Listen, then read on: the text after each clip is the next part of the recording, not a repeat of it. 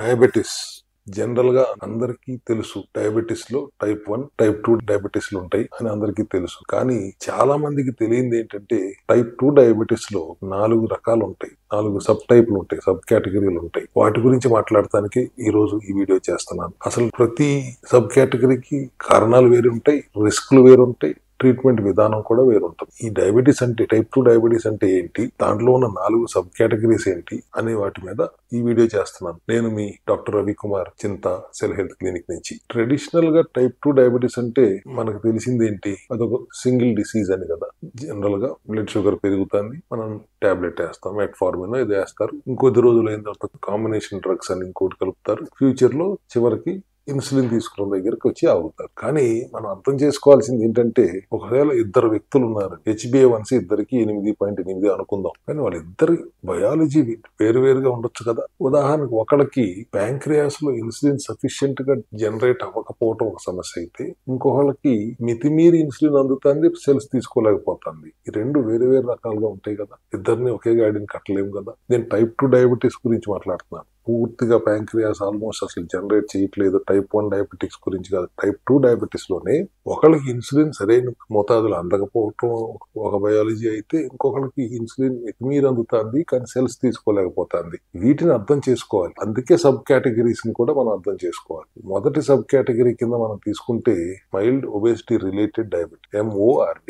Mild గా obesity, over weight ఉండటం వల్ల BMR 30-32 ఉండటం ఈ విధానంలో ఉంటుంది. ఇన్సులిన్ కూడా కొంతవరకు, ప్యాంక్రియాస్ కూడా, బీటా సెల్స్ కూడా కొంతవరకు ఇన్సులిన్ ప్రొడ్యూస్ చేసే స్థితిలో ఉంటాయి. బ్లడ్ షుగర్స్ కూడా కొంత మోతాదులో రేజ్ అయ్యి ఉండే పరిస్థితిలో ఉంటాయి. ఇంటర్మీడియట్ మధ్య మార్గ స్థితిలో ఉంటాయి. దీనివల్ల మైక్రోవాస్కులర్, మ్యాక్రోవాస్కులర్ కాంప్లికేషన్స్ వచ్చే అవకాశం ఉంటుంది. అంటే కంటి చూపు కానీ, నరాలకు కానీ, కిడ్నీ సమస్యలకు కానీ, ఇటుపక్క మ్యాక్రోవాస్కులర్ వచ్చేప్పుడు హార్ట్ స్ట్రోక్లు కానీ వచ్చే అవకాశాలు, కాంప్లికేషన్స్ ఉన్నాయి. దీంట్లో ఎక్సెస్ ఫ్యాట్, ఏదో మరి ముఖ్యంగా విస్కరల్ ఫ్యాట్ అంటాం కదా, అది ఇన్సులిన్ రెసిస్టెన్స్ ని ఎఫెక్ట్ చేస్తుంది. ఈ సబ్ టైప్ లో మైల్డ్ ఒబేసిటీ రిలేటెడ్ డయాబెటీస్ లో ఇది ఎక్కువగా పొట్ట చుట్టూ బరువు పెరగటం వల్ల, బెల్లీ ఫ్యాట్ అంటాం కదా, దాని వల్ల ఈ బ్లడ్ లో నుంచి ఈ ఇన్సులిన్, గ్లూకోజ్ ని తీసివేయగలిగే కెపాసిటీ తగ్గిపోతా ఉంది. రెండోది mild age related diabetes, MARD. అది ఒక వయసు వచ్చిన తర్వాత 60-70 సంవత్సరాల వయసులో అనుకోకుండా రొటీన్ చెకప్ లో బయటపడుతుంది. మైల్డ్ గా ఇన్సులిన్ ప్రొడక్షన్ తగ్గుతూ ఉంటుంది, మైల్డ్ గా షుగర్ లెవెల్స్ పెరుగుతూ ఉంటాయి. పెద్ద మెడికేషన్ కూడా వీటికి అవసరం లేదు. ఈ నాలుగిట్లో తేలికపాటిది ఏదైనా ఉందంటే ఏజ్ రిలేటెడ్ డయాబెటీస్.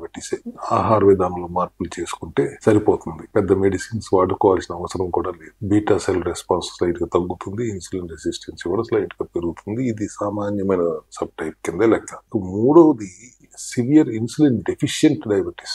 ఈ కండిషన్ లో మనుషులకి ప్యాంక్రియాస్ సఫిషియెంట్ గా ఇన్సులిన్ అందించలేకపోవడం జరుగుతుంది. బ్లడ్ లో ఉన్న గ్లూకోజ్ ని పూర్తిగా అబ్జర్వ్ చేయగలిగే అంత కెపాసిటీ సరిపడా ఇన్సులిన్ జనరేట్ అవ్వకపోవటం, బ్లడ్ షుగర్ లెవెల్స్ పెరిగిపోతా ఉంటుంది. ఈ సివియర్ ఇన్సులిన్ డెఫిషియెంట్ డయాబెటీస్ లో ఇంకా తగ్గుతున్నప్పటికీ షుగర్ లెవెల్స్ మాత్రం పెరిగిపోతూనే ఉంటాయి. ఈ విధానంలో ఎక్కువగా దాహం వేయటం, ఫ్రీక్వెంట్ గా యూరినేషన్ కి వెళ్ళటం, సడన్ గా వెయిట్ లాస్ అవ్వటం, ఈ లక్షణాలు ఉంటాయి. ఈ సివియర్ ఇన్సులిన్ డెఫిషియెంట్ డయాబెటీస్ లో కొద్దిగా నీరసం, అలసట, ఇట్లాంటి లక్షణాలు కనపడతాయి. రెటినోపతి, న్యూరోపతి లాంటి రిస్కులు వచ్చే అవకాశాలు ఈ ఇన్సులిన్ డెఫిషియెంట్ డయాబెటీస్ లో ఉంటుంది. అందుకే ఇందాకన్నా కదా, ప్రతి కేటగిరీకి రిస్కులు వేరు ఉంటాయి, కాంప్లికేషన్లు వేరు. ఇక్కడ రెటినోపతి, న్యూరోపతి సమస్యలు వస్తాయి. ఇక్కడ ఇటువంటి డయాబెటీస్ లో ఇన్సులిన్ ఇవ్వకుండా కుదరదు. ఇక్కడ కొంత వేర ఇన్సులిన్ ఇచ్చి తీరాల్సిందే. అందుకే ప్రతి షుగర్ రాగానే మందులు పారేయండి, ఇన్సులిన్ పారేయండి అని ఒకదంపుడు చెప్తూ విధానం కరెక్ట్ కాదు. కొన్ని సందర్భాలు ఈ category, for example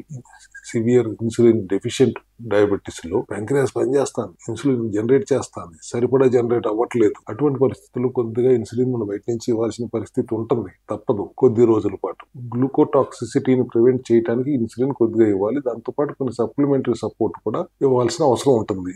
vitamin D3 కానీ, కుర్కుమిన్ లాంటి సప్లిమెంట్లు ఇవ్వాల్సిన అవసరం ఉంటుంది. ఇప్పుడు సైంటిఫిక్ గా సర్వేలో తేల్చింది కూడా 240 mg కుర్కుమిన్ ఇవ్వడం వల్ల బీటా సెల్ ఫంక్షన్స్ ఇంప్రూవ్ అవుతున్నాయి అని రీసెర్చ్ స్టడీ కూడా చెప్తాంది. ఇక నాలుగోది సబ్ కేటగిరీ అన్నిటిలోకి, ఇది ఒక విధంగా severe insulin resistant diabetes.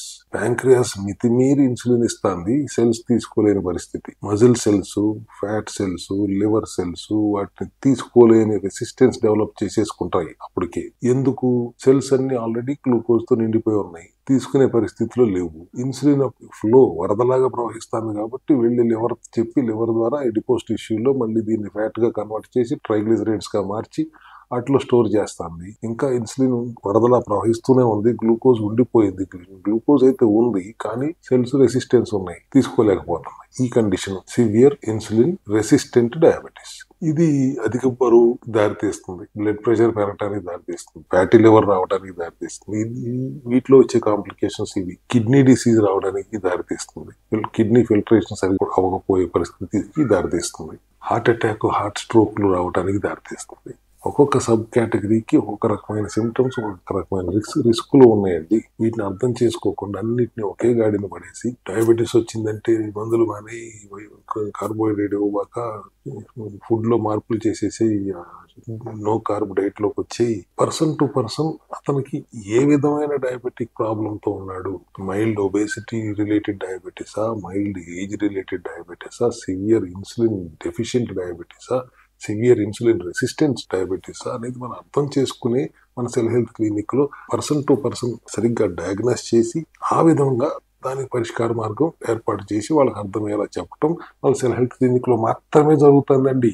Insulin resistance ఎందుకు జరుగుతుంది? విస్కరల్ ఫ్యాట్ వలన, ఇన్ఫ్లమేషన్ వలన, ఫ్యాటీ లివర్ వలన, వాటి రిలేటెడ్ సిగ్నలింగ్ వలన ఈ ఇన్సులిన్ రెసిస్టెన్స్ జరుగుతుంది. దీనికి మనం ఒక అద్భుతమైన ఆవిష్కరణ చేశాం కదా, సెల్ మెట్ అనే సప్లిమెంట్ ద్వారా బెర్బరిన్ ని ఫైటోజోమ్ చేసి అందించడం. దీంట్లో ఉన్న ఈ సబ్ కేటగిరీలో మనం చేయాల్సిన ప్రధానమైన పరిష్కారం ఏంటంటే బెర్బరిన్ వాడతాం. దాంతో పాటు సెల్యులార్ మెటబాలిక్ డైట్ చేస్తూ బెర్బరిన్ కనీసం 1 గ్రాము నుంచి 2 గ్రాములు రోజు వాడతాం. అదర్ సప్లిమెంటరీ సపోర్ట్ పెడతాం. వీటి ద్వారా 100 రోజులు 120 రోజులు ఎడిపోస్ టిష్యూస్ లో ఉన్న ఫ్యాట్ అంతా వాడేసుకునేదాకా, సెల్స్ లో ఉన్న గ్లూకోజ్ అంతా వాడేసుకునేదాకా, రక్తంలో ఉన్న గ్లూకోజ్ అప్పుడు ఇన్సులిన్ తయారైపోయి ఉంటుంది కదా, వరదలాగా ప్రవహిస్తున్న ఇన్సులిన్ ద్వారా మళ్ళీ రక్తంలో ఉన్న గ్లూకోజ్ ని వాడుకుంటూ మొదలయ్యి అది వాడటం అయ్యేదాకా మనం బయట నుంచి గ్లూకోజ్ ఉన్న ఆహారం ఇవ్వకుండా ఈ cellular metabolic diet programme plus వాటికి సంబంధించిన సప్లిమెంట్స్ ఇస్తూ వాటిని అక్కడ షుగర్ ని అరికట్టవచ్చు. శాశ్వత పరిష్కారం దానికి ఇవ్వచ్చు.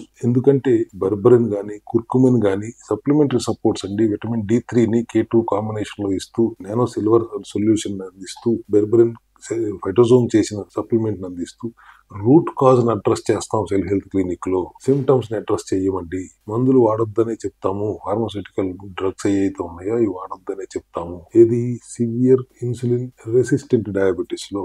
అదే సివియర్ ఇన్సులిన్ డెఫిషియెంట్ డయాబెటీస్ లో మాత్రం మేము కొద్ది మోతాదు ఇన్సులిన్ వాడమని చెప్తాం. ఇట్లా ప్రతి కేటగిరీని అర్థం చేసుకుని వచ్చిన పేషెంట్ ని అందరికీ ఒకే గాడిని పడేయకుండా నీకు డయాబెటీస్ వచ్చింది టైప్ 2 అని, అది ఒకటే డిసీజ్, సింగిల్ డిసీజ్ అని నిర్ధారించేసి ఒకే విధానం ప్రకటించేసి మీరు ఇది ఫాలో అయిపోండి అనటం ఎంతవరకు సమంజసం? ఇన్ని రకాల సబ్ కేటగిరీలు ఉన్నాయి కదా, ఒక్కొక్క దానికి ఒక రకమైన రిస్క్ ఉంది కదా, ఒక్కో దానికి ఒక రకమైన కాంప్లికేషన్ ఉంది కదా, ఒక్కో దానికి ఒక రకమైన మెకానిజం ఉంది కదా. మెకానిజం అర్థం చేసుకుని పేషెంట్ సమస్యతో వచ్చినప్పుడు ఈ 4 కేటగిరీలో ఏ కేటగిరీకి సంబంధించిన వాడు అతను అని నిర్ధారించుకున్న తర్వాత దానికి సంబంధిత పరిష్కార మార్గాలు చెప్తూ ఆ రిస్క్ ఫ్యాక్టర్స్ అర్థం చేసుకుంటూ వాటిని అడ్రస్ చేస్తూ ఆహార విధానంలో మార్పులు చేస్తూ సప్లిమెంటరీ సపోర్ట్ తో డయాబెటీస్ ని రివర్స్ చేయొచ్చు అనేది సెల్ హెల్త్ క్లినిక్ లో ఉన్న మా విధానం. ఇది ఇక్కడ మాత్రమే జరుగుతుందని నేను అనుకుంటున్నాను. నేను గమనించినంతలో ఈ విధానాన్ని ఇంత స్ట్రిక్ట్ గా మా సెల్ హెల్త్ క్లినిక్ లో మాత్రమే అవలంబిస్తున్నాం అని తెలియజెప్పడానికి చాలా హ్యాపీగా ఉన్నాను.